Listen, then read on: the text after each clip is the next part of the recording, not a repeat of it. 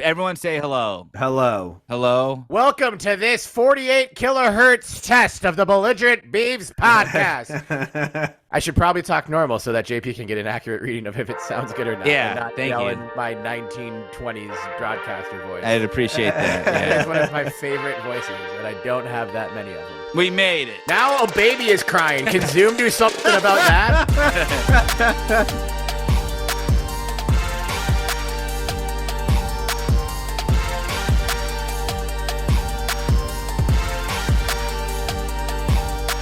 This episode of the Belligerent Beavs Podcast is not off to the same flying start that the Oregon State football team is off to, and that can be start of the episode take 2. Welcome to episode 106 of the Belligerent Beavs Podcast, and welcome to the 2023 college football season, where your Oregon State Beavers, America's Oregon State Beavers, but mostly our Oregon State Beavers, are 1-0 after a thorough, convincing, statement-making, wire-to-wire victory in San Jose today. Beavs beat the Spartans 42-17 with the garbage time touchdown coming in the end for the Spartans to make it look just a little bit better. And my friend John's chances of winning money because he bet the under. So that broke his heart, but whatever. It counts in the win column just the same. 42-17 on this joyous, amazing, fun, loving episode of the Belligerent Beavs Podcast. God damn it, you guys. It's been a long road hearing realignment this, realignment that, how much is in the war chest, what loopholes are there, what does the grace period actually apply to. It was great to just watch this team play some football. And play some football really damn well. DJU, 5 touchdowns in his debut, baby! Woo! Man, what a game. There was just like this calm fluidity that I even picked up just watching. But you could see that the players in the field had no jitters at all. And the preparation that these guys had, they clearly were ready. All of them, every single one of them. But the game plan that the coaches put together, perfect. Absolutely perfect. They got everyone involved. Everyone shook all the nerves if they even weren't showing them. Yeah. And by the end of it, they all have been playing together for 3 or 4 years. All of them. Dude, that is that's such a good way of putting it. It looks like these guys are all seniors and they've all come through the system together.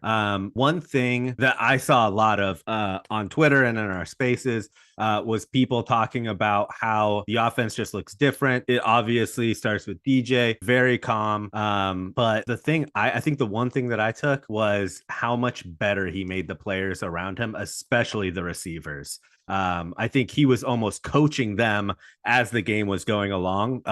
It just fucking made me feel comfortable. It was like a blanket wrapped around me watching that game, because you really did feel like DJ was in control the whole time. Yeah. Right. Yeah. My favorite thing about it too is I feel like Lindgren didn't even bust out any stops. Nothing. I think kind of was like, It was so vanilla. The whole thing was like, let's just go down here business as usual and come away with this win without putting anything what does an opposing scout get away from the film session of that game? Oregon State is going to try to establish the run and give DJ short to intermediate routes to get into a rhythm and win the time of possession battle. Okay, you already knew that based on the way this team played last year. Yeah. So to have a commanding win like that without even really needing to show your hand at all, and I'm guessing that will be the same hope for next week against UC Davis and the following week against San Diego State, so that when you meet the Cougs on the Palouse, you still you're not even deep. You're not even in your bag at all. The bag's still sealed. You're opening it for the first time. And maybe not even then, probably then. But anyway, it was just like a commanding, just never in doubt win. We'll be getting into this a lot. Shout out to everyone who came into our spaces. I think we hit the 100 mark at one point. I loved all of the energy, even though it was a day removed. The anti-Oregon rhetoric. The random Texas A&M fan who requested the mic just to say, I'm a Texas A&M fan, and I think we'll be better than we were last year. We're like, okay. I thought he said Texas A&M looked better than they did last year. He did. That's what he meant. Yeah. That's all he said. Yeah. That is the, hey guys, big gulps, huh? well, see you later of Twitter handles. Yeah, he has immediate like, well, okay, thanks, mute, booted off of the speaker panel. He did say, I don't know if he swore. He said something. He opened with something anti-Oregon. So I appreciate that. Which I thought, which would make sense if it was a Texas Tech fan, as they play Oregon next week, which is looking like a less juicy matchup after they lost to Wyoming. Hey, the spread's only 6 in the great from the great Mountain West Conference. Shouts to Wyoming and Fresno State. Yeah, shout out to the Mountain West, who look way better than what I was expecting this weekend. Right. Oh, but except for San Jose's stadium. Hey, what was that? They removed an entire section of like old bleachers to put in grass. A gym? And a gym. The athletic center. It looks kind of nice. It looks like Dixon if they just put Dixon in Reeser. So the mini bebe actually caught this on the broadcast, and he was like, "It looks like they're trying to do what Oregon State did, but they just didn't do it well." I was like, "I think you're right." He's like, "No one's sitting on the grass." I'm like, "Yeah, it might be wet or something. I don't know." Right. I was talking about it, and Yuri was like, "Ever since you guys got your new stadium, you've become such a stadium snob." I was like, "But you haven't even been there yet. It doesn't exist. Their side of the stadium isn't bad. It just isn't there." Yeah. I'm not ridiculing it. I'm just factually explaining that it is like Reeser last year, but that was planned forever. Right. With more like decorative foliage planted. Yeah. But the worst part is that's the TV side. They didn't think this through at all. No. Hey, but shout out to the Beaver fam. I think that crowd. That crowd was pretty 50-50. Yeah. That complex, I guess we'll call it.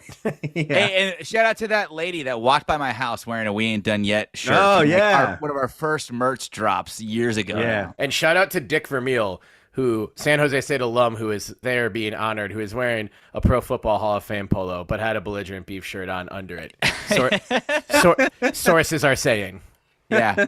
Thanks for the love, Dick. Loved you in Invincible. Let's get into the Reagan Beer segment, and then let's get fully after football here. JP, let's start with you this glorious, victorious evening. I'm celebrating, baby. I'm back on the Blantons. Ooh, wait, hold that up again. Benny wasn't looking. Oh, yeah. I'm back on the Blantons, Benny. Ooh, Blampton. No, Blantons. Mm-hmm. Victory bourbon. Yeah. Nice. How is it? Good. Very smooth. Yeah. I love it. Yeah. It tastes very oaky. There's so much. You have so much more criticism for beers with you're not a bourbon sommelier. No, I guess you don't have thousands of reviews on like the bourbon app or whatever. No, not yet. When I run out of beer to try, maybe. Your two different responses are like, "Oh, this is really good," or "Oh, this is bourbon." Yes, exactly. Yeah. You know what I saw a commercial for over the weekend on one of the stations I was watching college football on was for Evan Williams. Ooh. You guys remember Evan Williams? That was like the whiskey you got. I from smoked pot with Evan Williams. Yeah. Don't take my bit, JP. I definitely drank Evan a couple of times. Yeah. You guys were that close, huh? I'd have to say no, though. Like, to your question, Benny, do I remember drinking Evan Williams? I think the answer to that question is always no. One of those it's like that great Swartzen bit where it's hilarious that they even have drink responsibly like on the label. Like Evan Williams, drink responsibly. It should be Evan Williams, fucking good luck. Well, we lost a potential sponsor. Yeah, I'm sure Evan Williams was ready to sponsor the pod. Maybe they still will. Yeah. It's open. It's not baseball season unless Seam-Headed wants to take their spot back. Footballs have seams. Seam-Headed. Damn, you're right. You got they have a couple. Science. I'm just they going should hire you. Galaxy brain. Anyway, great drink, JP. Blanton's bourbon. Yeah. It's good. Yeah. JP's hey, I have official. a question before we move on, though. Do I do something on this revenge tour lineup when we win? Ooh. would have been great to put like a checkbox in it. And damn it. with that, my beer, I'm not moving on entirely, James. I am drinking from Fair State Co-op just down the street from me, a side pull, which is a Czech style Pilsner. And it's not Czech as in the nation of Czechia in Europe. It's Czech style in week 1 victory. Check. Check. That's what it says. It says all of those words on the can right here. Oh my gosh, you're right. It's so weirdly specific Minneapolis-based brewery. Made just for the one Oregon State San Jose State game. That's what happens when you put the Beavs on national television. Yeah. Show week. us some respect and we will pay you back. I don't know. JP, do you want to remake that shirt as each game passes by? Maybe, but then most people won't receive them until like the next game has passed by. Right. That's the loophole, though. Well, we just I know. keep getting repurchases because by the time they receive their shirt, Damien will be so rich. Yeah. From the volume of email order notifications I'm getting, I know people are ordering a lot. So to the Beaver fam, if you have creative ways to update your Revenge Tour merch, take a pic, put it on Twitter, put it on Instagram. We all need to pimp our Instagram more. Put it on Instagram, tag us, and whoever has the most creative or fun idea about how to keep these shirts updated as we blast through the Revenge Tour will win a prize of some kind. You know what there should be koozie. is, for WD-40, WD-40, it has a little skinny straw on it. And they should do that. E40. JP, please play 5 seconds of Tell Me When to Go. Tell me when to go. Tell me when to go. Tell me when to go. Tell me when to go.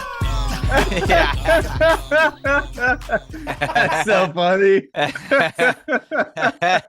They should have that skinny straw for spray paint so they could just spray a little line of spray paint across. Yeah. JP is going to be drunk on bourbon tonight and make some WD-40 E40 Belligerent Beavs shirt, and it's going to be uploaded to the merch store at like 3:30 a.m. And no one will notice it because I won't even tweet about it. I won't do anything. Just leave him in there. The episode won't be updated yet, so people will see that first before listening to this episode of the podcast.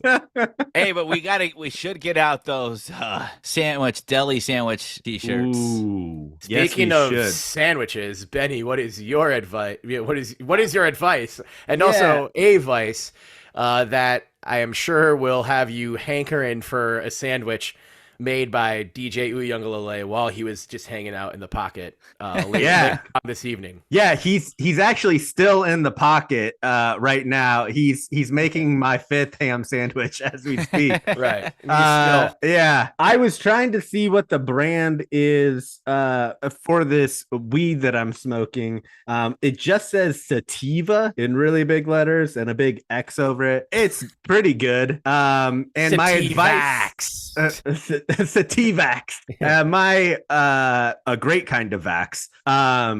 My advice would be to smoke it, to take your energy level down tonight, or if you're like me and you don't smoke it, you'll not be able to fall asleep. That would be a problem that I would be thinking of if I wasn't smoking this. Okay. Yeah. Nice. You're not pro-vax or anti-vax. You're Sativax. That's right. Nice. And nice shirt, by the way. Yeah. Speaking of shirts, Benny is wearing the Andrew Chatfield Savage Season shirt from last year, and we have a picture of Benny shaking hands with Andrew Chatfield, admiring Benny's shirt, and it is the happiest any of us have ever seen Benny in his entire life. And I until think that will last rip. Until that that's right. That smile. That gloriously mustachioed smile of yours. Are you keeping the stash for your nuptial ceremony this week? Dude, is Yuri okay with that? not really. But does that mean you are keeping it? I Getting think marriage so. number 2 off on the right foot. It's It's when I told her I was growing it out, all she's ever known and all I've ever known with a mustache is the Tom Selleck, just the big fuzzy caterpillar underneath my nose. But now it's a little bit more skinny. It's a little bit more French, you could say, as if in Paris, as in the Paris of the Pacific Northwest. Oui. Maybe I should do that. Bonjour. I will be in the Paris of the Pacific Northwest on Friday. That's what's up. I stole this from the Paris of the Pacific Northwest. It's an Eiffel Tower, the real The one. Eiffel Tower. Yeah. And brought it real to one. Corvallis. No, I stole it from Corvallis. Oh, you stole it from Corvallis. Anyways, don't talk about it. No one cares. All right.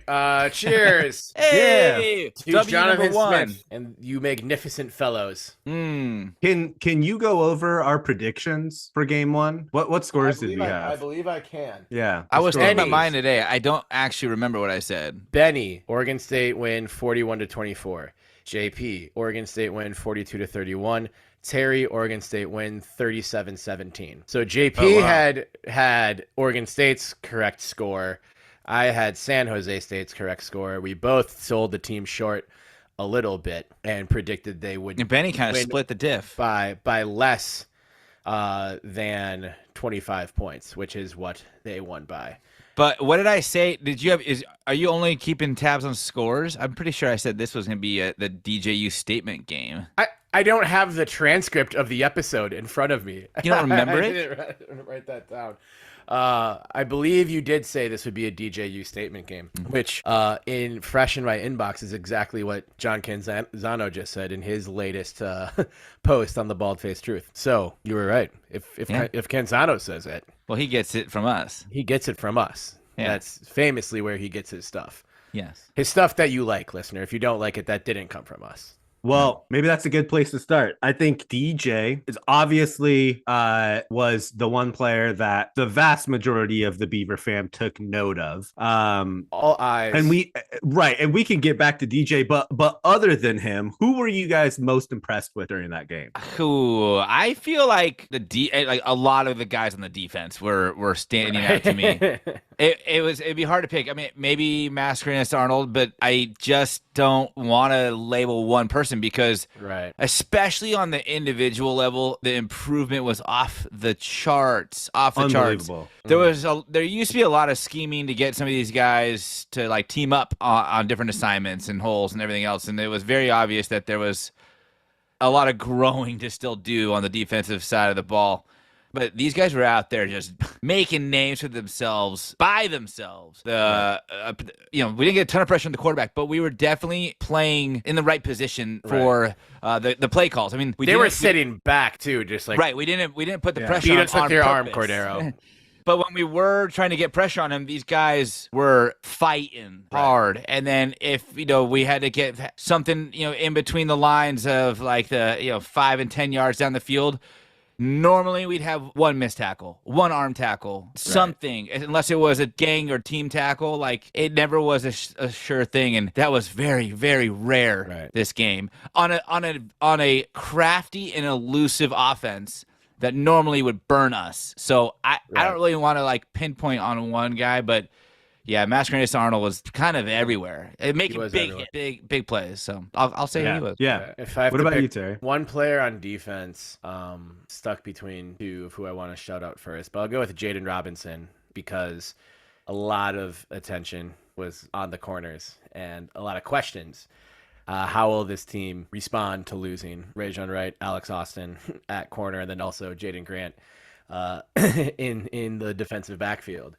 And Ray, publicly said last year, like the guys behind us are good. Like they're they're gonna be fine. And Jaden looked every bit the part of a shutdown corner. And it's one game against San Jose State. The challenges will keep getting bigger, but where I have I'm at the point now where it's just I have zero discomfort with number 4 being out wide lined up against anybody at this point. So obviously players are going to say good things about their teammates.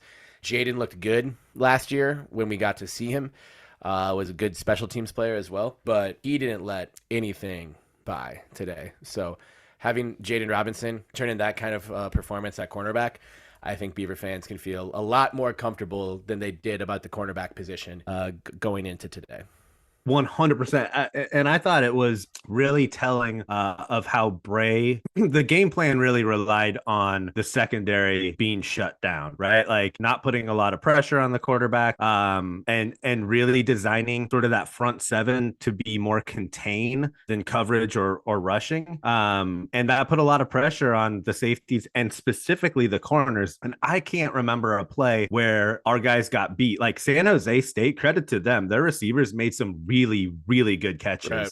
And their quarterback threw some balls that were in the exact spot that they needed to be. So even on those completions, like there was a man on them. And yeah, I mean, that was where the question was, or the biggest question I think was with the corners. But I think Rawls and Chatfield also had a great game because like Rawls was amazing today. Yeah. We talked about last year a lot about mobile quarterbacks and that really being the kryptonite of Oregon State's defense. And they showed today that they're not going to let that facet of the game beat them. And I mean, Cordero had one, maybe two really good runs, but at least that one run at the end of the first half, like that was a legitimate, really good run. He had some moves on that, and credit to him on that. But for the most part, like he was not a factor on his feet, and that could have been a big factor in the game last year. Right. And it was like, he almost didn't. I'm surprised at how little he tried to influence the game with his legs. Yeah. It was like Cordero decided before the game, I'm going to try and beat these guys with my arm, and just kind of stuck to it. Or maybe the game starts like, oh, they're spying me more than USC did. They're not rushing off the edge. They're kind of just hanging back to, cut off any of those lanes. But yeah, it was, they didn't really have any designed runs up the middle for him or anything like that. So I was a little surprised to not see him running around there like a video game like he was doing against USC. But I'm so confident in Bray and just how the rest of the team played that I don't think that would have made a difference. Well, even that 21-yarder he had was like really a broken play that we were pursuing, not over pursuing either. We were like on him and he just slipped through. So that was opportunistic, if anything. So like you erase that 21-yard gain and he went 6 rushes, of course, carries, I guess, but for 5 yards. Yeah. And so there was I'm not sure if you guys have seen the University of Florida documentary that just popped up on Netflix, but it's about the season that Tim Tebow was there. I've seen it. I have thoughts. There was, right. It was not, I didn't think it was good, but there was a quote in there and I forget the player, but he was talking about Urban Meyer coming in and saying like, he really changed the culture in terms of, he's like, there were players that didn't want to try hard and Urban Meyer needed people that wanted to try hard. And he's like, I like trying hard. He's like, I'll go till I collapse. And that's the type of people that Urban Meyer wanted there. And I saw that like as Trent Bray is really sort of flexing his identity on that defense. Like JP, you alluded to it. There wasn't one play where we weren't in the right spot or maybe the running back jukes the first person, but the linebacker's there just to make the hard hit. Mm-hmm. There were so many hard hits in that game. Yeah, McCartan had a couple of them. Right, yeah, and the defense was so flying. And it feels like an identity of you're going to have to come and bring your most physical version of yourself to this game if you want to compete with us. Even their first touchdown came by us forcing a fumble on Cordero. And it just bouncing right into their tight end Olsen's hands. After they got incredible field position from a block punt. Right. Yeah. So I guess like the one, if there is a play that to not just be total positivity, it's like not really getting to see what our special teams can do. Yeah. We looked a little surprised on the onside kick, thankfully, to start the second half. Thankfully, nothing bad happened. And then I guess Green did get one punt off after the blocked punt for a 40-yard net. But yeah, it's sadly Luke Losher's not walking through that door anymore. And you knew how many games into the season before we got a Luke Losher reference off? One. We love you, Luke. This is a punter's podcast. But yeah, I think we do need to sort of put the spotlight back on DJ Uiagalelei a bit. Because it is the most high profile transfer in Oregon State history. It might be the most high-profile transfer when it comes to like context and coverage. I think that college football maybe has ever seen. Right, but the coverage kind of dropped off as like more names went through it, like the portal. Sure, but nobody ever would have thought that a 5-star former starting quarterback from Clemson would transfer to Oregon State, who was supposed to be, the next Trevor Lawrence, or to take over a program after Trevor Lawrence. I forgot his record was 22-6, and he threw for a ton of yards, and somehow his Clemson career is labeled a failure. So I don't blame him for wanting to leave and to come here, and he looked just so ready and so poised. The poise, not every throw was perfect. There's a couple I think he would say he wants to have back, but to go even the ones were completed, 20 of 25, like it's nothing. 3 touchdowns through the air, 2 touchdowns on the ground, and just the way that offensive line was giving him time to operate is something that is just a privilege that most quarterbacks don't have. The competition's going to be harder. They're going to be playing in more hostile environments through the end of the year. But I think one game down, this is exactly all of the reasons why he came to Oregon State. It was just such a thrill to see him play well today. Yeah, and he spread the love too. He really did. Yeah, nine different players with receptions from DJU on 25 passes. So I mean that's incredible in its own right. To see, and no disrespect to Oregon State quarterbacks of recent, but to have a quarterback in there that was cool, calm, and collected is great. But to have a quarterback there that is going through his progressions, like Jonathan Smith was a quarterback. He has this offense designed the way that he wants it, and that involves going through progressions and not panicking. And that's what we saw with DJU. There were the offensive line amazing. I've never seen. I mean, I haven't seen many games where an offensive line was so obviously dominating a defensive line in the game, but there were plays where there was pressure on DJU, and the way that he composed himself, specifically on the one where he threw it. I think there was a real short out route. We got 1 yard out of it, but that would have been an interception or definitely a sack last year. And same thing on the Terry play. There was a sack that San Jose State had, and Damian was right there, and you could see DJU think about throwing it to him, and he pulled the ball back. It's just small things like that, where even when San Jose State came and they got the score at 28-10, right? We didn't score on our first possession of the second half. They come and they score quick. I had no oh God, here we go. Like none of that. Yeah, there was no which is craziness. Crazy. No, at all. Yeah, I mean, he was just amazing. I want to echo on the that one like near dump pass to Damian, and as I watch it in real time, I was like, what is he doing? He has him right there. Just give him the ball, let him go. And then when he pulled it away and just went down, it was like, okay, there's some awareness level here that he gets the scenario. He knows how far they got to go. This is probably what the thing I would have been mad at other quarterbacks trying to do before. Yeah.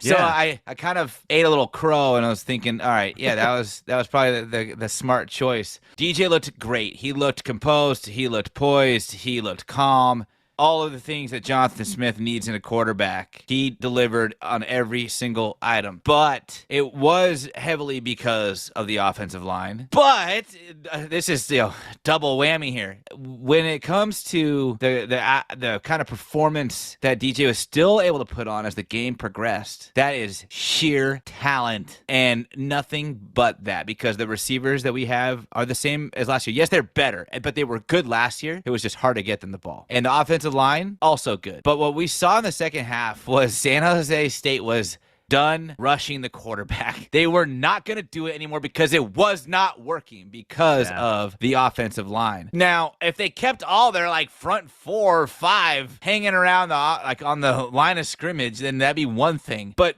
they set everyone back. They barely even rushed 3. These guys weren't trying. So there was 8 dudes sitting deep covering any route. And DJ was just still connecting, dropping perfect throws. And that was when I realized I'm like, it's one thing to have time on a certain play, but to have time now on every play because the defense is giving up rushing you and still making a good throw, that's just talent. That's all. I mean, that's God-given talent. Damien's going to have several 200-plus yard games. You think about last year, if there was a team that only had 3 players in the box on defense, like that is an easy 7 yards for Damien every single play. So if you're a D coordinator coming up against this offense, like you have to pick your poison. Well, and last year when Damien started really getting a lot of time, we were in QB turmoil. Yeah. And everyone was stacking the box before he even started getting the load of carries.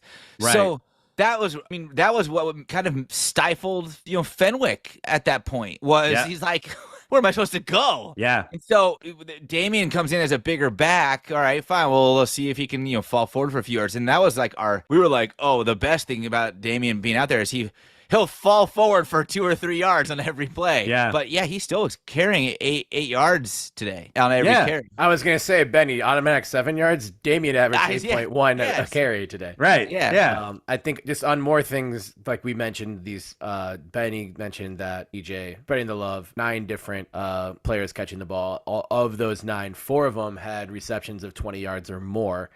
I also I think this was in the first half, but I think he went to Damien in the air and like just dump offs, or there was a swing pass that converted a 3rd down where Damien lined up out wide and was just out there. And I was just like, are we going to finally start throwing the ball to our running backs? And they did that twice for Damien. And then I don't really think they did it anymore, but that is something that I want to see Lindgren consider. Especially as Damien, with 2nd year in the system, has no doubt continued to elevate his game. But also that wasn't necessarily needed. But it was nice to see them hook up through the air on one that was designed for Damien to go out and run a route. So, I looked like he and Bolden were in sync right away. He led the team in catches with 6. Gould led the team in yards with 59. So pretty much what we would expect of those two. But yeah, the chemistry and the communication between him and the receiving group looks great. It was great to see Velling make a big play. Jermaine Terry, I have to get a Jermaine Terry jersey. Yeah, I looked today. They still don't have him on NIL like the Fanatics. God, you got to hit up Beef 3.0. I think he has a hookup. He has a hookup overseas for overseas hookup. Nice. for Jermaine Terry, the second jerseys. Yeah, I actually told him not to tell anyone, especially you, Benny, because it would be trouble. He got a Travis Bazzana orange Beavers baseball jersey. What? Yeah. I'll hit him up. It's pretty nice. It's so nice. What's also so nice is and I don't know why people didn't pick up on this, because I certainly didn't think about it at all. But if you think about the criticism that DJU had at Clemson, there were 2 things, but really one you hear a lot more than the other, and that is that he held the ball too long. Right? You hear that all the time of like DJ held the ball too long at Clemson, but his O-line they weren't trash, but they weren't great either. And so he was getting sacked a lot. And so you bring him to a team that has arguably the best offensive line in the country, or certainly top 5. And that sort of takes that negative attribute that people look to put on him, and it really takes it away. And the other was accuracy. Well, if you're not running for your life or worried that you're going to get, hit in the back, and you're a little bit more calm, all of a sudden that accuracy gets a little bit better. And I think Clemson was thinking that they weren't getting that 5-star caliber quarterback that they thought he was going to be, like the second coming of Trevor Lawrence. But he has the talent. He had the talent. The system just didn't work for him at Clemson.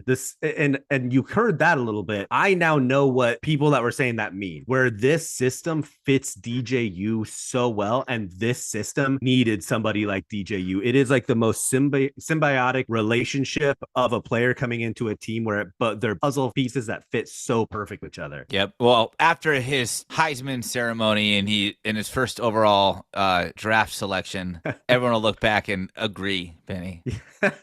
Yeah, I think so. Right. Well, I didn't want to talk about Deion Sanders on this podcast, but I'm going to mention Deion Sanders. No. Who said, just real quick, had Travis Hunter not missed those 2 deep balls, he'd have the Heisman chilling in his crib right now, is what Deion said. But since he did miss those 2 deep balls, someone who didn't miss shit today was DJU Youngalele. Yeah. Do we want to start? Do we want to start the campaign? Do you believe? I believe. I do. You know what I believe is that DJU is going to win this by showing what he can do, not by paying people to put a big poster of him in New York City. He's just going to show him up the humble Oregon State way and win the Heisman this year. And give beats to all of his teammates. So That's sick. Right. Oh, yeah. That is so sick. Yeah. Right. Also, just general things I loved to see in the game. The defense holding San Jose to just 4 of 13 on third down. I think two of those third down conversions came on their last drive when they put Butterfield in. Who was good, by the way. He did look good. Yeah. Yeah, that and also our offense being 5 of 8 on third down. Anything above 50% is great. I will say, too many penalties. You knew I had to bring it up. It's the first game. Yeah. It is the first game. Yeah. Which is good. God. We react to everything that happens on this show, JP. I've had I'm not enough gonna of your pretend there weren't reactions, 9. Terry. I'm not going to act like there weren't 9 penalties when there should have been 2. How about on the offensive side, though? Yeah. Um, Because I feel like a lot of those penalties were pass interference. and unfortunately, most of those 4 of those 9 were Tyrese Ivy's. His first game as a Beav. He'll bounce back. I have no doubt. Yeah. So yeah, there weren't a ton. We had back-to-back false starts in the fourth quarter, and then got the first down anyway. And that was weird because it was yeah. same. It was like I forget what kind of block, but essentially where he comes from the right side around to the left side. Yeah, it was Fuaga on Yeah. one, and the one before that was Bolden in the slot. Oh, okay. So it was they were My both bad. like kind of we're doing something. Yeah. But we need to talk about. We're not just going to mention Talise Fuaga and talk about the one penalty he had.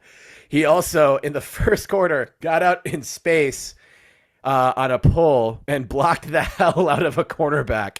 If you're one-on-one in the open field, cornerback versus Talise Fuaga, that is so unfair. Like, that's almost an attack. Like, Lindgren, that man has a family.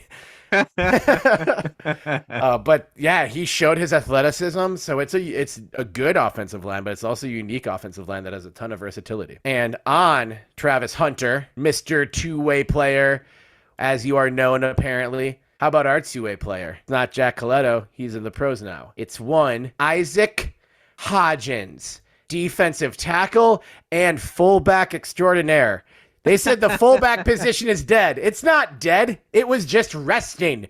And now it's back in the form of our badass D-tackle FB bowling ball of a blocker and a rusher.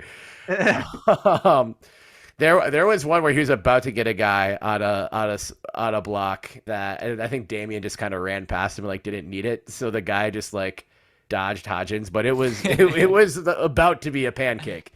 Yeah. The invite to the pancake party had gone out, and he wanted none of the smoke or none of the syrup. I'm gonna start saying that now. None of the syrup. Oh God, I loved seeing that though. I mean, obviously there was a bit of a family touch to those play calls with Hodgins' dad being a fullback at San Jose State. But there's something that worked with it, I think. Yeah. And I would not be surprised if this keeps running out and he's landing some solid blocks in short yard situations like that, where he could also almost as like a, hey, here's your token play call. Good luck. He could get a little wildcat action. He could have his own God. jackhammer-esque Yeah. play called for him.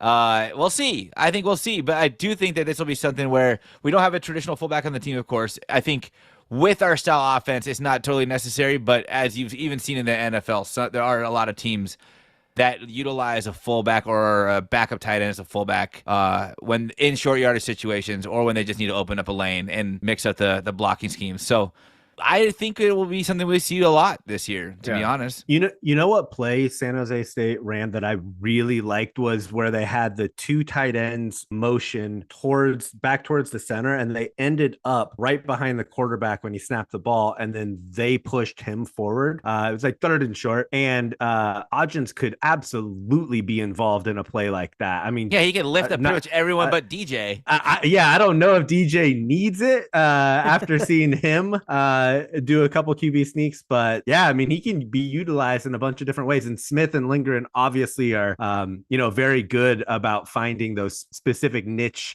positions for players like that. Over under 1.5 Isaac Hodgins touchdowns this year.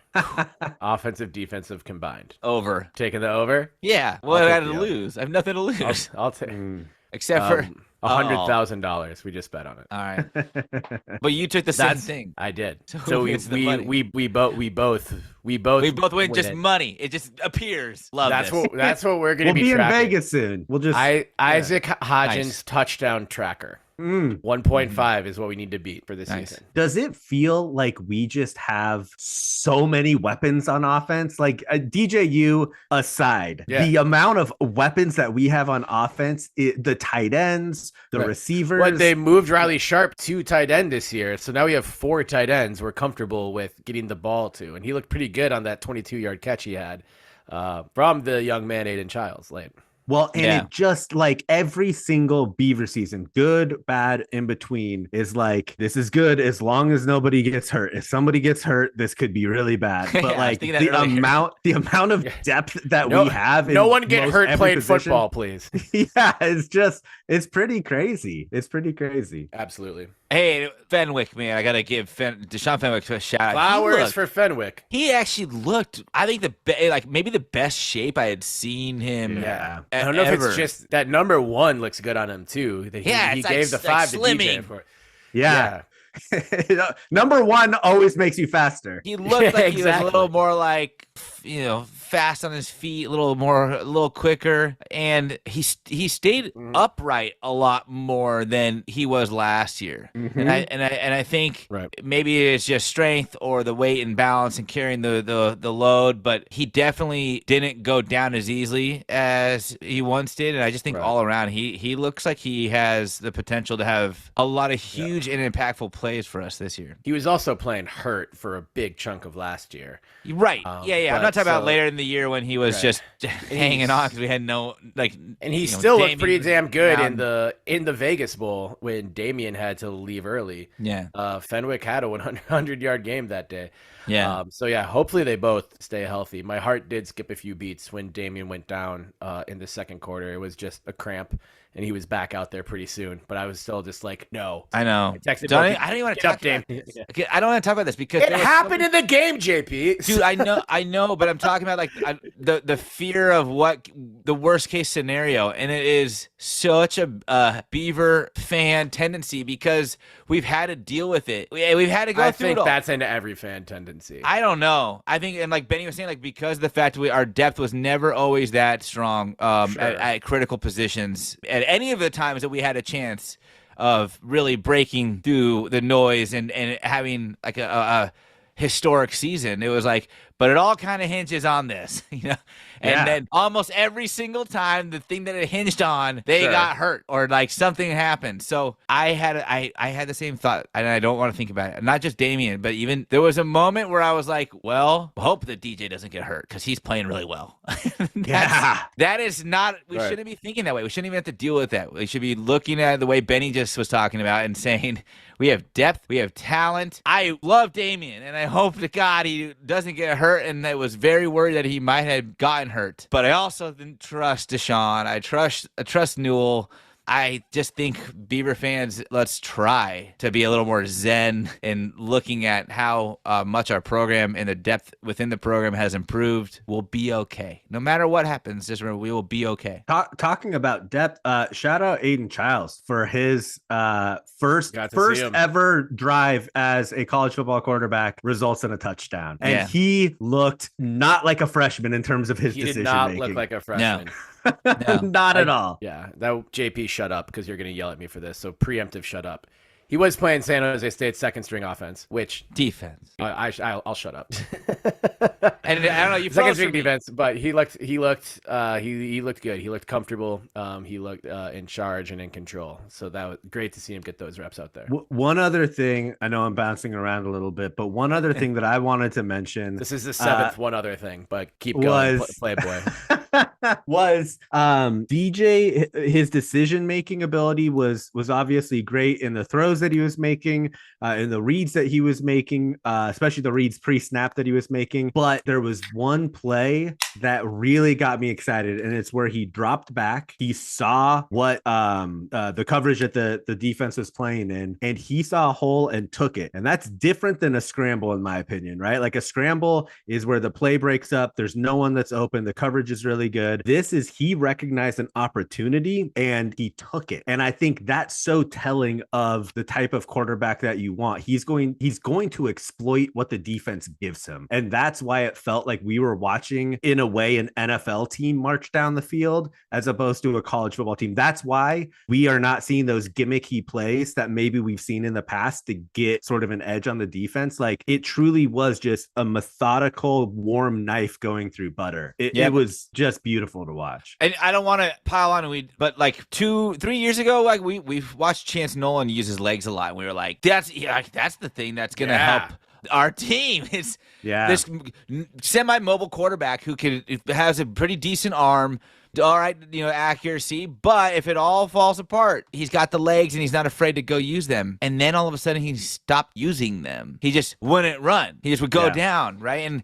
And there were times where I was wondering, like, did he run out of necessity and he just got lucky? Or did he run because he saw the opportunity and knew that was the best way to move the chains? And I don't know that answer, but I do with DJ. I agree. I think that was the answer, is he just knew that was the smart move, not that he had no other options. And like, that's day and night. That's day and night for the echelon, I guess, of quarterback decision making that we have had in 15 years. Yeah, the game is definitely moving much slower for DJ than it has for any other quarterback we've had in a long time. For a million reasons, but yes, talent is, and football IQ is probably the top two reasons. Yeah, it is really nice to have. I had first game jitters, of course. Same. At the beginning, and then it very quickly just turned into like, they've got. I'm just gonna, like early, like when it was like 7-3, it was like, this is gonna be 42-17. No question. I don't want to get out of here without mentioning Ryan Cooper Jr., who color analyst Ross Tucker on the broadcast said might be the best nickel cornerback in the country. And when he said in the country, I was like, and then realized, can I name every nickel cornerback in the country? Probably not. But that's high praise, and it's a really difficult position. And that was also something like Cooper was so good in the nickel last year. Do you elevate him to one of the two outside spots just because you're losing two guys at that position and Cooper's played the most? So Robinson and Ivy, and then Jermon McCoy was the one who came in late when the twos were running and had a really nice breakup in the end zone before San Jose State got their touchdown. Just having that depth at corner allows Cooper to stay in that nickel position, which is one of the hardest positions to play. It's really important in Bray's defense, obviously. And he was a dude who was a total dog out there and was just, I don't know if he gave up a completion, and if he did, it was 3-yard gain, immediate tackle. And that's kind of what it felt like. Benny, you alluded to this a little bit earlier. Anytime they completed a pass, it was like instant tackle, even on the longer gains. And Oladapo was everywhere. Akili Arnold had some really great hits too. So it's like the secondary, man, those guys learned from some of the best, and now it's their turn. And they all really, really impressed today. Specifically Cooper and Robinson. And I mean, San Jose State, maybe not the best offensive team that we're going to play this year, but they dropped 28 points on USC in the Coliseum. They're not a bad offense. And I don't know what the significance of the sort of thing that the secondary was doing after each like pass breakup or hard tackle where they were sheathing their swords. But there was a lot of sheathing going on throughout the game, which I thought was pretty cool. Yeah. Hey, and the Beavs covered for the 8th straight game going back to last year. Yeah. Good teams win, great teams cover. That's right. Yeah. Vegas will be fun when we go down. Hey, does anyone know the line for next week? I don't think there will be a line, right? I think it's just not even there's always a line, isn't there? Even when you play an FCS school, I'm not sure. So this is Vegas Insider has a bunch of different different betting sites and whatnot for UC Davis at Oregon State odds, and they have us at -6 to -6.5. What? Wait, are you gonna put your mortgage down on that? That can't be real. No, that's not real. That's definitely not real. I'm looking at VegasInsider.com. I don't know. I'm just looking at it, and it's showing me -6 or -6.5. All right. But maybe they're thinking along the same lines that I did, that it would be out of hand, but Davis isn't going to bench their starters. They want the experience. They want to play, and we'll get ours some rest. They'll, salute the Research Stadium crowd, and then we'll bring in our second, third string onward and ride the game out as they chip away at the lead. No. What was my score for next week? 27-17. What was my score for next week? A game is never out of hand, and then results 27-17. It can't if it's 21-0 or 23. 21-3 is not out of hand unless it's the fourth quarter with like 4 minutes left. Benny, you said 61-17. Yeah. JP, you said 27-17. Okay. It was 21-3 at halftime today, by the way, which is what I said would be the score at halftime for the next week. Yeah, and it wasn't out of hand. Well, I think it was. I think it was clearly out of hand. Were you that worried about the game at halftime? No, but it wasn't like, oh, we need to figure out what to do with this blowout situation. No, but that's because San Jose State is like a Georgia versus Oregon. They won the Mountain West like 2-3 years ago. That's why it's not out of hand. But UC Davis is like a tiny little football team, man. They beat Texas A&M in week 1. 48-10. UC Davis. It's Texas A&M Commerce, but it's still Texas A&M. Maybe that's why that Texas A&M guy chimed into our spaces.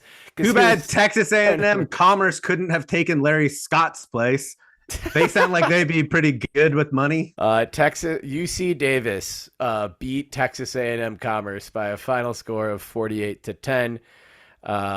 Their running back, Lan Larison, rushed for 109 yards and 3 touchdowns. Another running back, Mateo Perez, rushed for 88 yards and another touchdown. Their quarterback, Miles Hastings. These are fictional 22 characters. of 30. 22 of 30 for 239 yards, 1 TD, and 2 picks. Their quarterbacks threw 3 picks total. So they're going to come in and try and pound the rock on. Hey, Lan Larison. He actually threw a pass. Lyle Landley. Lan Larison. Oh, I'm not gonna talk shit because the last time Benny talked shit about a player very specifically, it was Max Borghi, and Oregon State didn't get to go to a playoff game, and I'm still a little bit mad at Benny for doing it. So I'll see you at Reser, Lan Larison. 6.5. That has to just be a placeholder until they release. Like the actual line probably doesn't come out until like Tuesday or something. But yeah. I don't bet on sports a lot, so I feel like it's not always. I'm not allowed to bet on college sports in Oregon. No. OLCC won't let me. I can bet on college sports, but I have to go to the casino to do it. You can't bet online outside the casino. Yo, did you guys see this? That this is totally off topic. It's still about football. That Oregon State and Damn Nation partnered with On It to create player cards, like football cards that you can have for Oregon State athletes that are NIL trading cards. Dude, PM was hitting me up about that exact thing like a year ago. I wonder if he's involved. I bet he is. That's dope. Yeah. I want to start collecting cards again. Oh man, I've been buying so many cards for my kid, but it's really because I like to see what we pull. Yeah. It's a lot of fun. But getting like Oregon State cards that kicks back to the athletes, that's absolutely really dope. And then, hello, fans. I mean, let's think about this. You can get these cards and the access to these athletes because they're so humble, because they love the fans, because the program encourages them to engage with fans. If you're trying to get like a card autographed or something after a game, the players probably be more excited to see themselves on a card than you will getting a card signed by them. So yeah, this is like an all-around opportunity for a win, a W. This is a great call. Way to go, Damn Nation. And next up is podcaster cards. Next up, dude, you pulled a Benjamin Lawrence Sebastian Wehage rookie card. That's from May 2021. Look at the quaff. Look at the quaff. Primo. You can see it. He's in mid-rip, too. How does he do it? Well, I'll tell you what, I am so excited to see how amped up that crowd is at Reeser against I'm UC so Davis. excited. Oh my God. You're just mad that you can't go, JP. Yeah, you think? Because you have a stupid friend who's getting stupid married on that same day. Yeah. Yeah. I'll send Say pictures. it again. Stupid. Yeah, thank You you. have it. Now he's really going to think you don't like him. I do like him, and I'm very happy for him. And I'm happy that we have the type of friendship that is a friendship, but not a strong enough friendship for me to get invited to his wedding on the day that we play UC Davis so I can go to the game. Super secret is producer Iskander and I will be painting Corvallis red. And I believe we're at that same hotel that Everett likes so much. So with the fancy double-decker lobby. with the fancy double decker lobby. Those are always nice. Yep. The pool, sick. You got to check out the pool. We're going swimming for sure. Uh-huh. Yeah.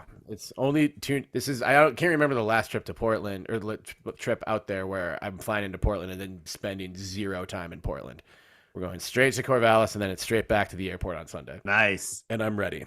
I think it's going to be an incredible crowd. I think it's going to be jacked up. Beaver fans are engaged and enraged and ready to let it rage. And I think every single fan has a chip on their shoulder. And I'm so excited to get there.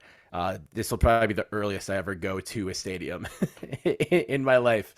I love tailgating and I love watching the other games, of course. But man, like I want to get there. I want to walk around that west side. I want to see Beaver Street. I want to make, all the Easy Street from Annie references, but replace Easy with Beaver. It's going to be amazing and no one's going to understand it.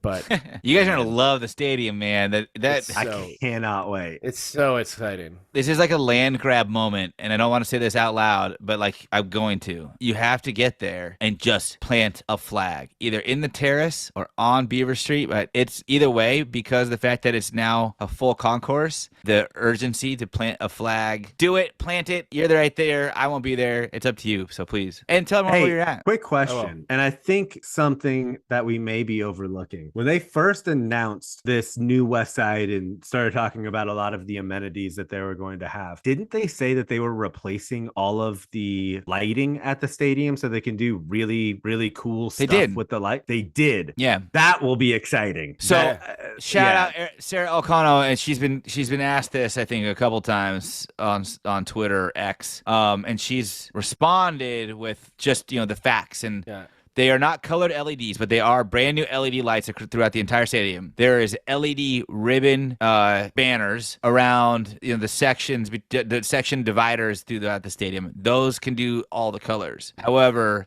the main lights are white, but they are LEDs like the new ones that you can turn on and off, flash them on and off. She said, our goal is to create with actual quotation marks, Club Reeser experience. Yeah, that's what I'm talking I know what you're about. thinking. The answer is yes, Betty. There is a rave scheduled for immediately after the game. Yes. We should throw glow sticks. We should throw glow sticks off of the third balcony on the west side. We'll be throwing chop 'em sticks off of the third balcony. I would ask for 5 seconds of a Tiesto song if I knew any of their names. Adagio for strings. That's a good one. Well, I asked for it. I don't know what you just said. JP, please play 5 seconds of Adagio for Strings by Tiesto. Be quicker, Benny.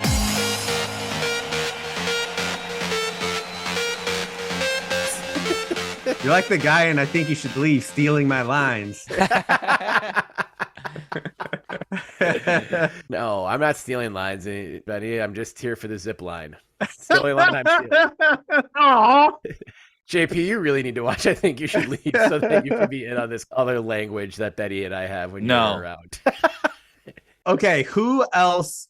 I don't want to keep us much longer because I know we could go on forever, but who else do you think had as good of a showing or close to as Oregon State from the Pac-12? Because number one, fuck the Pac-12 except for Wazoo. But there's they one did have answer. a really, but it's Wazoo. Yeah. They're the only other one. Yeah. Someone else I saw Oregon State rolls keeps Pac-12 unbeaten through week 1. And I'm like, duh, we're 2-0. Wazoo beat Colorado State. That's all that matters. The rest of the conference, I don't give a shit. But to answer the question, Benny, JP is only watching the Beavs. So I'll give a 1 and a 1A. I think Washington handily beating Boise State is pretty damn impressive. Yeah. And Penix has been mentioned as a Heisman candidate pretty much everywhere, and rightfully showed why that is a thing. And then the other one, you got to go Colorado. Yeah. We don't know how good TCU is again. They lost their quarterback and their number one receiver from last year's team, but that team went to the national championship. And Colorado is a bunch of dudes playing together for the first time. And JP's rolling his eyes already. People can keep doubting Deion, but I didn't think this. I thought Deion was for real, and at some point it would show. I didn't think it was going to be this season. Oh, I've always thought Deion's for real. Don't get me wrong. I don't think he's a bad coach or incapable of building a program. I just don't really like him. I mean, I do and I don't. I told you, he was a Niner. He was a Giant. He is, yeah. He also bailed on both of my teams like the same time, and then he was the first domino of the rest of the pack of crumbling. Right. Yeah, I found interesting. He had nothing to do with that. Give me a break. Coaches have very little to do with this decision making, and even Deion, who just got there, Deion wasn't like, we're going to the Big 12. I guarantee you, I will bet money. But if somebody did say Deion that, having he zero, would. I would bet money that he had zero influence on that decision. And you don't think they asked him, hey, we've got this opportunity. What do you want to do? I think they told him. They did not ask. College presidents don't ask much. Not even to Deion Sanders.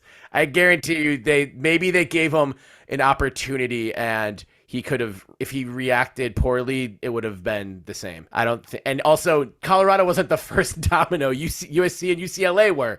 Let's not lose track of the main chief villains here. Of course. If you want to make a list of villains for your alignment, that's fine. And even if you think Deion had anything to do with Colorado leaving, he's pretty fucking far down that list. What was interesting, and I agree, Terry. I think that was the telltale that Pac-12 leadership was a fucking clown show. That Colorado was the first. Colorado leaving. That was my first. When Colorado left, I was like, this can't be good.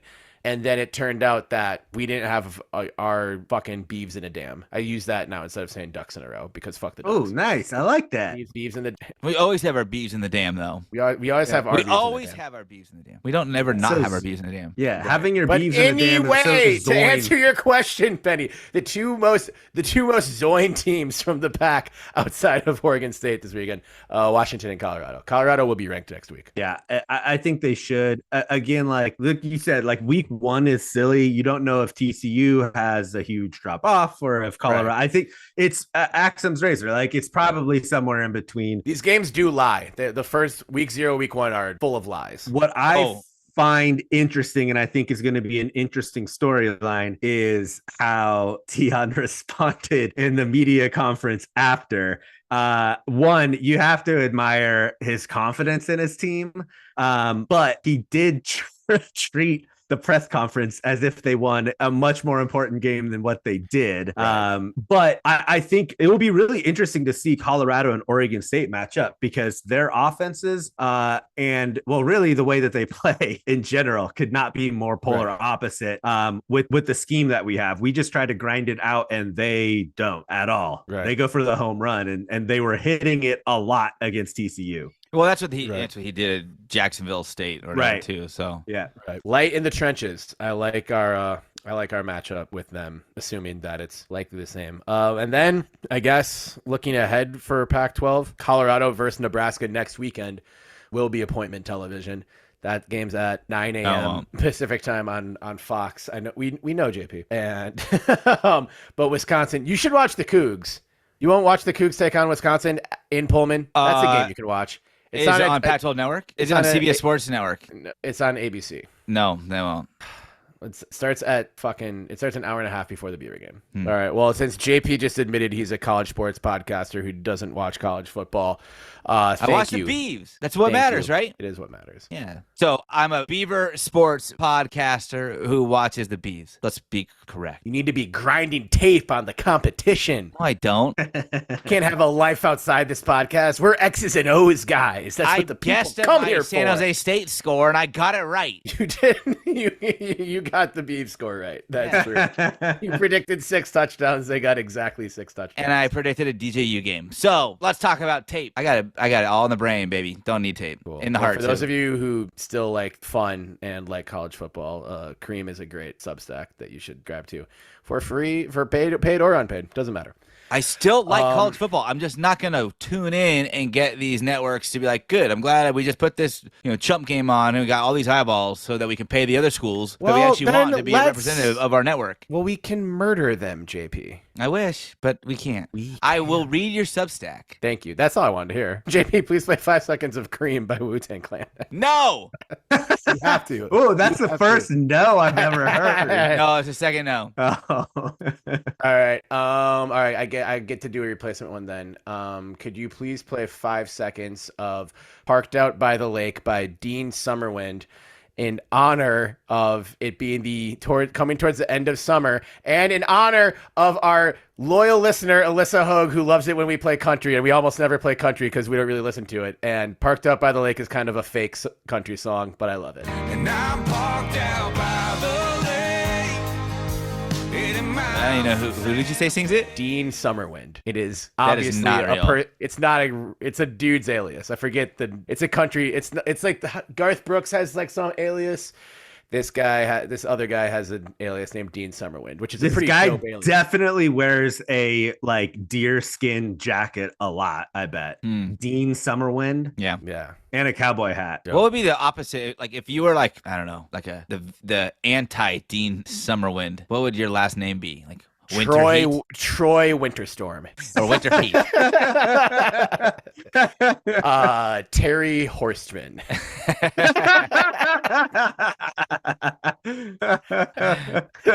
Troy Winterstorm. Okay, I have a character name for the next for Beard of the Unseen Punch. That's who it's about. It needs to be written. Troy Winterstorm. I think we need to get the hell out of here. But also, guys, Lindsey Bohonik's Beaver volleyball team swept another team. Yeah, they look Oklahoma. good. I think Oklahoma passes Benny's test that he normally reserves for, I think, is it soccer or baseball that you Baseball. The Mason Mason-Dixon line? Yeah, baseball. Yeah, the further. Well, you does did it that for work? soccer, you said. Oh, yeah, but I've used it maybe It's all for part a of the couple same sports. umbrella. Maybe Yeah. the volleyball, I don't know. Oklahoma just feels like a good volleyball school. Yeah. And we swept them. So our notion that Oklahoma is good at volleyball is super meaningful. Do you think that we put a perception on schools that have nothing going on around the school as being good at sports? Because that's sort of what I think, right? Like Norman, Oklahoma isn't exactly filled with things to do. It's not And so far I guess- from. It's not far from Oklahoma City. Yeah, have you been? I have. You have. So And- why would you say that? I will not violate my rule that I don't make fun of places on the. I had a great time in Oklahoma City. It was for Baba Ganoush's wedding weekend though, so I had a Okay. lot of built-in fun. Also, yeah, I try not to make fun of cities here, but yeah, there's I don't have a long list of things to say for Oklahoma City. Maybe you might be onto something there. Yeah. With I don't know if that's real or not. I think it's just a perception that I have. like. Well, I think it could be something like they're so central and they also have volleyball, especially is like one of those sports too, where you're like, there's a lot of travel typally that get involved with like tournaments and the likes. And like, I feel like a place like Oklahoma would have plenty of space to have warehouses full of volleyball courts that everyone would travel to.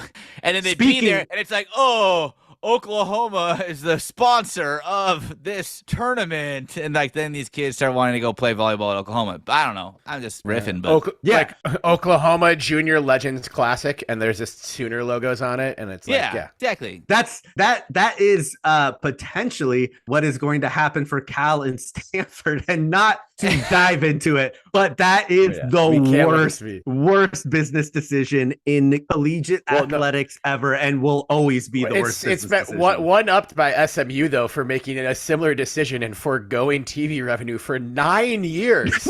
That's the worst business decision ever. I mean, the ACC won't even be around in 9 years. But I don't think so. It won't be.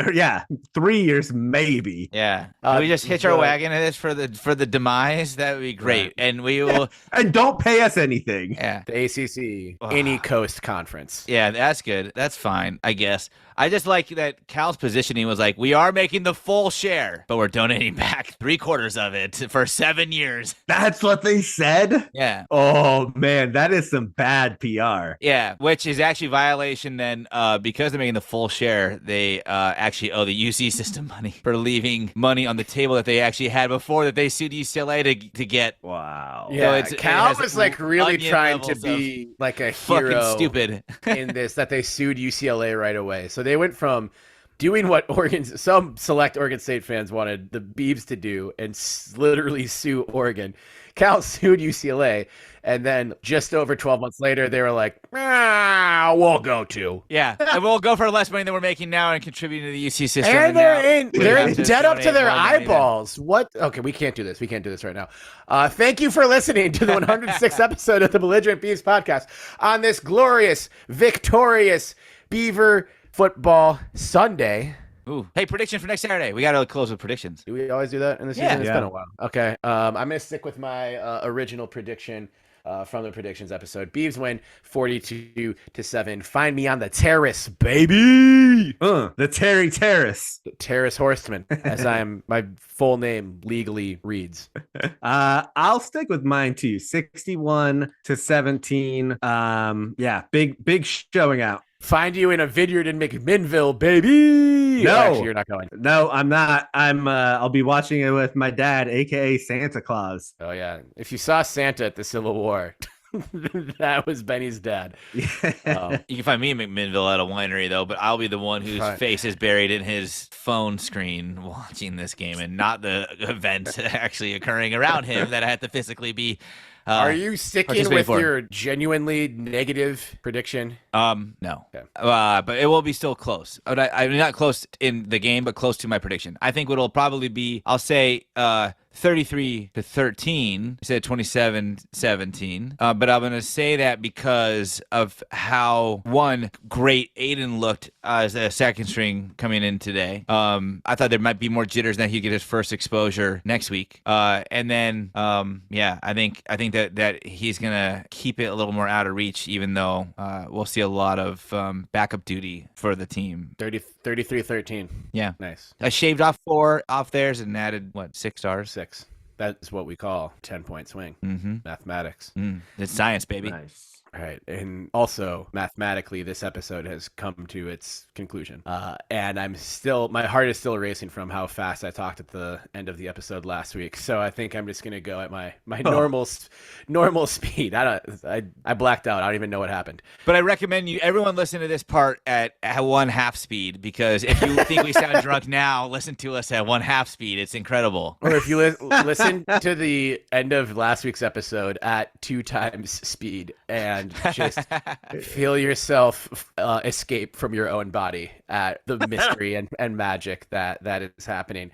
Thank you for tuning into this episode of the Belligerent Beavs Podcast. Recording this late on Sunday, September 3rd, the day that DJ made his Beaver debut. 5 touchdowns total in a 42-17 Oregon State victory, just like it was business as usual. Beavs 1-0, hopefully moving up a couple of spots in those rankings. We'll know by Tuesday, I think, because there's a Duke Clemson game on Monday night. Thank you for listening to the show. Please rate and review wherever you get your podcast. 5 stars only, and please share the show with a friend. It really helps us grow the show a lot, and we really appreciate that. Thank you to everyone who has been with us from the beginning, and all of our new listeners. If you made it this far in the episode, congrats. You are amazing. And I'm not sure why you did that, but I'm glad you did. So thanks for being here. You can follow the show at Bellig Beavs on Twitter, at Belligerent Beavs on Instagram. We are also on Facebook. We are on Blue Sky. We are on Threads. Of course, belligerentbeavs.com and belligerentbeavs.com/merch. Follow Benny at Benny L 1986. I Mitch McConnell there for a second. Benny L 1986 on the social media channels. He's Benjamin Lawrence, Sebastian Wehage. He's Benny with the good quaff. Benny Bedlam because he's fucking crazy, folks. Benny Bullgame, Benny Burner, Benny Blastoff. Hit him up getting fucking 847 likes and a million reposts on all of his X posts. That just feels weird. I can't call it X. It feels dirty. Like I'm promoting. Think of it as like I kept promoting videos outside of that one video establishment near Marathon on East Burnside. Fantasy. I don't like it. I don't like it. It should be called Fantasy, where fantasies turn into nightmares. That website. Great hat tip from my co-host JP Bertram. You can follow him on X, Twitter.fantasy.xxx. At the Trill J, that's at the _Trill_J, because he's too trill to be real, and on Instagram at JP Bertram. Thank you for rocking with us. We're just 1 week into this football season. We've got a long ways to go, but many more victorious weeks ahead. Go Beavs. Hit us up on all the socials. Tune into our halftime spaces. We love you. We respect you. We need you. We're grateful for you. And remember, no matter what happens, no matter what those assholes tell you, you cannot spell chop 'em without hope. So chop 'em. Chop 'em. Chop 'em. Bring back Bernice. Zoing.